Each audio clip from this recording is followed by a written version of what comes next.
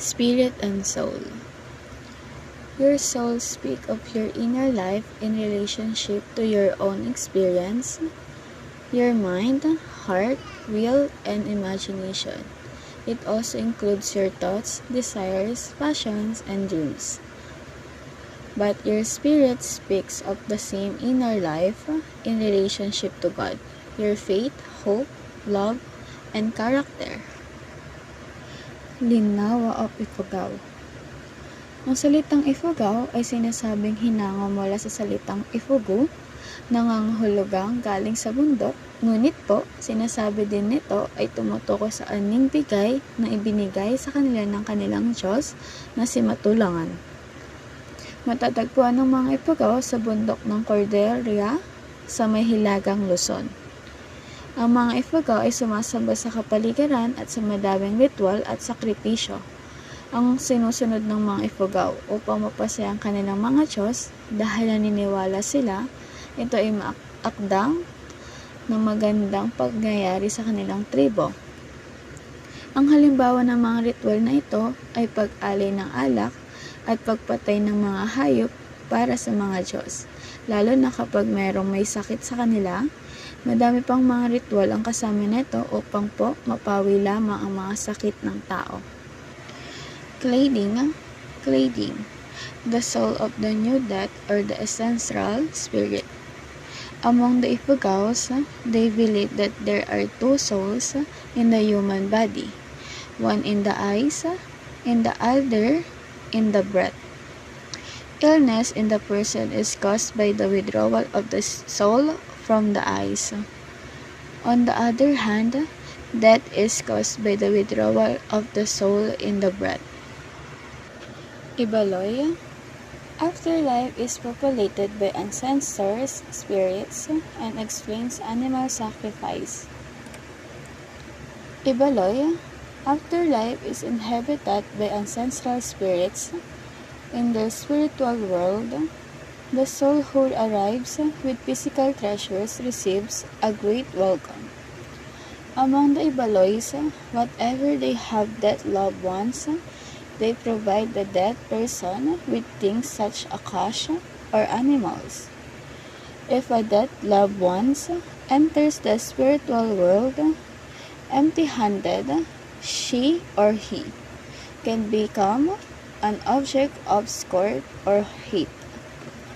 The dead spirit may feel insecure and unwelcome, and this may cause the spirit to bring evil, disease, and death to his or her relatives and families. Esneng Kadua. Believe that death exists in other world.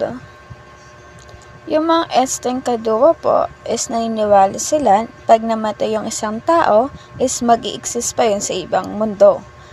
Like, for example, parallel world or paradise world. Kan Kanaeya is the spiritual self as opposite to physical self. They call the spiritual self as Abik, while the physical self is called Awak.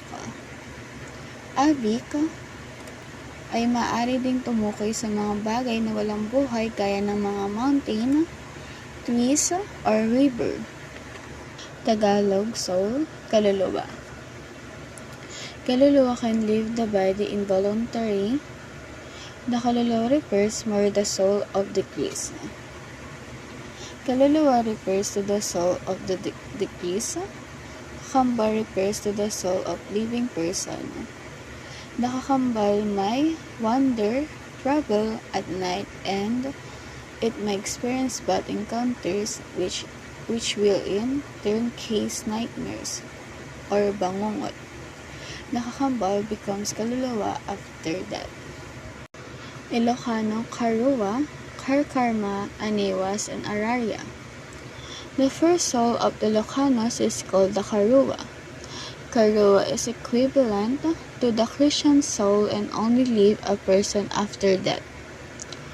Aside from Karuwa, the Ilocanos have three other souls.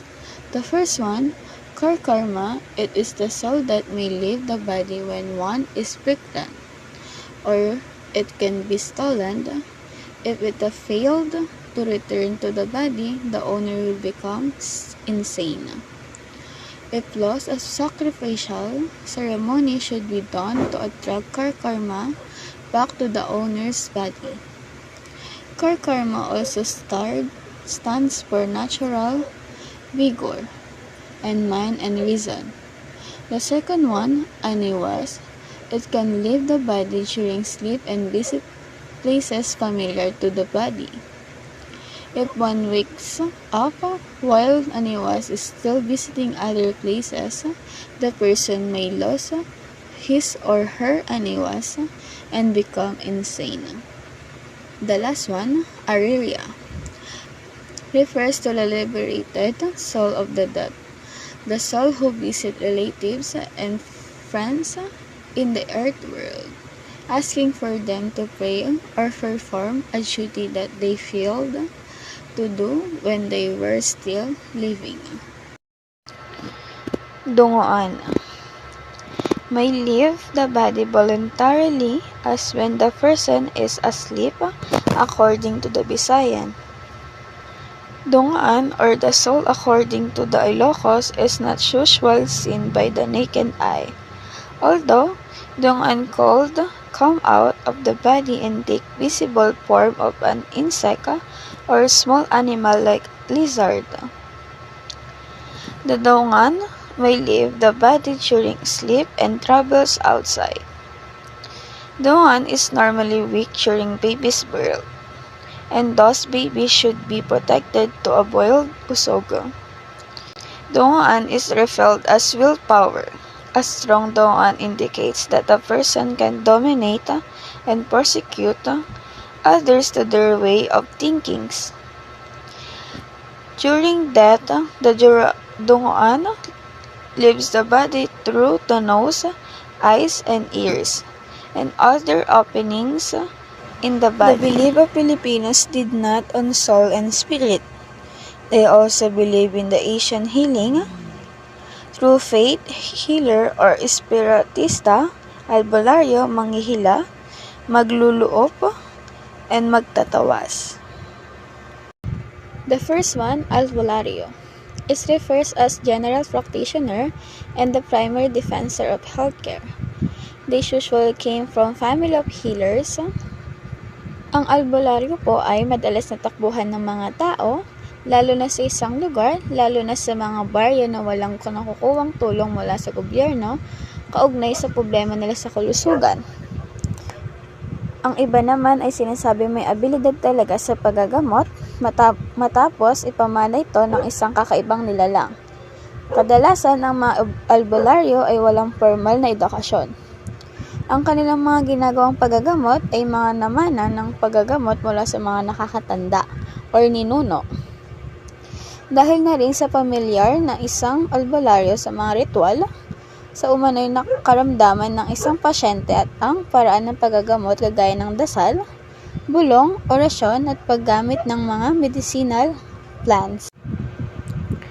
The second one, manghihilasor or manghihilot. Use various paraphernalia, especially coconut oil, which is applied to the affected area.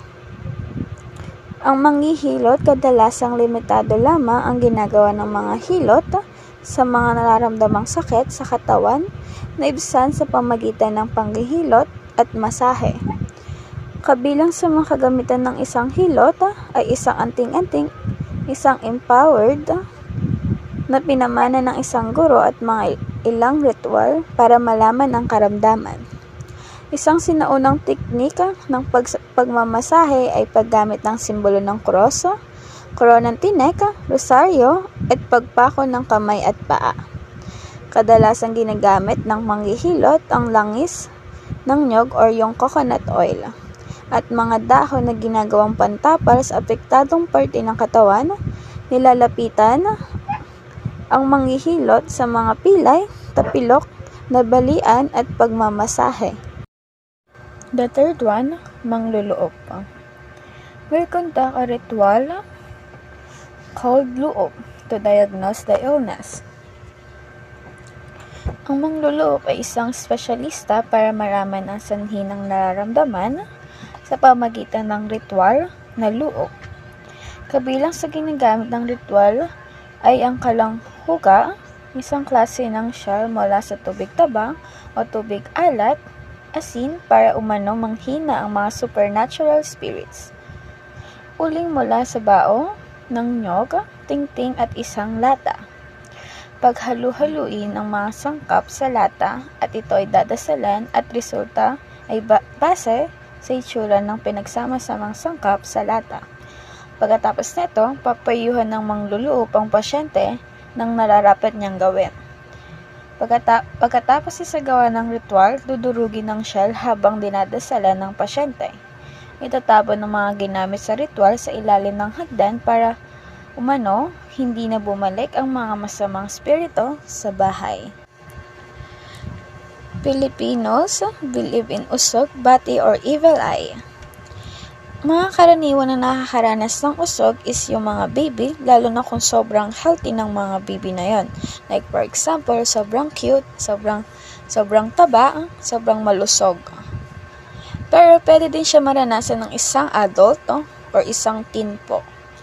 Mga madalas na maranasan natin pag nausog tayo ay pagsakit ng tiyan, pagsakit ng ulo at madalas nahihilo. Para maiwasan yung usog o yung evil eye, much better kung mag-wear ng red bracelet or thin some chili leaves sa mga infant clothes para sa mga baby. And keeping ginger and garlic in the pocket for adults will prevent those evil eyes and usog. The last one, magtatawas, is best known for the use of tawas or alum for diagnosis. Ang tawas ay isang popular na diagnostic na ritual na sinasagawa ng maraming alternative healers para magbigay ng clue ng sanhi ng kadahilanan ng sakit ng isang pasyente. Nakuha ang pangalan ng magtatawas sa salitang alum or crystalline double sulfate ng aluminum o potassium. At mula nga noon, eksklusibong ginamit na ito sa diagnostic ritual. Sa ngayon, ang tawas ay ginagamit sa diagnostic ritual o pamaraan gamit ang iba't ibang bagay gaya ng kandila, itlog, salamin, plain paper, balat ng sigarilyo, at alum.